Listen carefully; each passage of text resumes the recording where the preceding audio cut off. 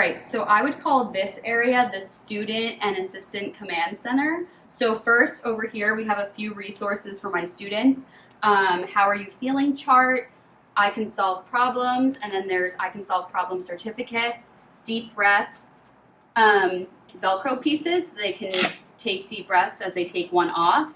I can calm down resources, and I can calm down certificates. So my students come here when they're feeling upset or having an issue with another student, I direct them to this area. These two shelves hold my student folders. So my morning class is red and my afternoon class is green. So for a lot of things around my classroom, you'll see the red and green, so that's what it's for. So on this side, we have all the PM things, so folders, sign-ins, library books, and then on this side, which you can't see right now, same thing, folders, sign-in, library books. And this is where they hand things in after they unpack. Also over here, I have these drawers for my assistants. So we have laminating sheets, and then I have prep materials for each one of my assistants for prep time. Up here is for my assistants as well. All of our kind of responsibilities for during the day, different things that need to happen and when. I also have schedules for who's doing folders, who's doing the bathroom routines. These are all different things that are specific to my class. So I like to have a lot of visuals, not only for myself and my students, but also my assistants. I have lists of what needs to be prepped and for which person. I have our class schedule, which is just a good reference for my assistants. Some more lists, some more responsibility things, always hand sanitizer. I have my assistant supplies. I like that they have their own supplies over here so that they feel like they kind of have their own space in my classroom.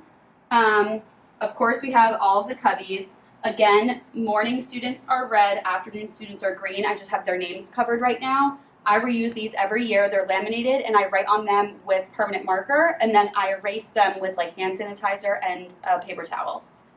Up here is also another, command center for my assistants. So we have things that need to get sent home, projects that need to go home, forms that need to go home. So if I prep a newsletter that needs to go home in a week, I'll just put a Post-it note on it with the date that it needs to get sent home, and it goes in here. In this drawer, we have all sorts of reminders, and I get these little handouts from Especially Education, and I print them ahead of time. I have hundreds in here, and we use these all the time. In here, we have weekend news. We send weekend news home every weekend. Any extra papers, so once my assistants hand out forms in the children's folders, extra papers will go here. Then we have some prep materials, so when my TAs are done with prepping things, they'll put them here. Thank you cards, because you always need a thank you card for holidays and just when parents send in nice things. I love to have thank you cards on hand. And then new student supplies. So we can get new students in my classroom all throughout the year. Whenever a special education student turns 3, they're eligible to start preschool. So always need new student supplies. This is also where I keep my new student checklist, which I shared on my stories. And this is kind of a list of everything that needs to get done when I get a new student. And all of the supplies for those things is in here. Anything that needs to be cut, we have in there. Here we have our memory books. I just use the Target blank books from the dollar section, and we work on these all throughout the year, so it's not a big to-do at the end of the year, and then I send these home as gifts on the last day of school. Extra memory books, captions for each page of the memory book, and then pictures that I print out, and my assistants do this during prep time. I also wanted to point out, I always have an unpacking and packing up schedule for my students.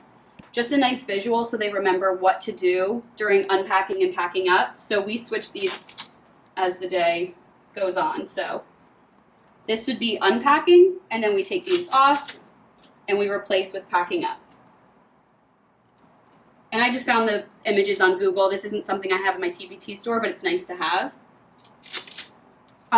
We have a lost and found because, as you can already tell, school hasn't even started, and there's things that need to get sent home with kids that they left here. And then lastly, we have our family wall. This is where we keep pictures of my students and their families so that my students can see it throughout the year. So we have myself and my sisters and my puppy, and then my assistants also put their pictures up here. So this is something nice to have.